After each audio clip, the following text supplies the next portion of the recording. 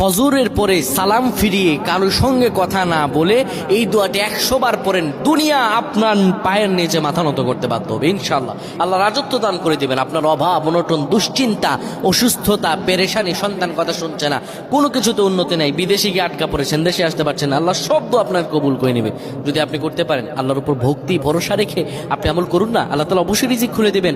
আল্লাহ তার আল্লাহু খায়রুর রাজিকিন, আল্লাহ হচ্ছে উত্তম রিজিক দাতা, আল্লাহ আপনার তো অবশ্যই কবুল করবেন। আল্লাহ বলেছেন উদউনি আস্তাজিব লাকুম, আমার কাছে চাও আমি দিয়ে দিব। এই কথাগুলো তোমরা শেয়ার করে দিবা, ফ্যামিলি সবার কাছে শেয়ার করবা। তুমি আমল না করো সওয়াব পাবা যদি তোমার একটা কথা অন্য কেউ শুনে আমল করে। আমার প্রিয় ভাইরা, ফজর নামাজের পরে নবীজি কখনোই আমলটা ছেড়ে দিতেন না।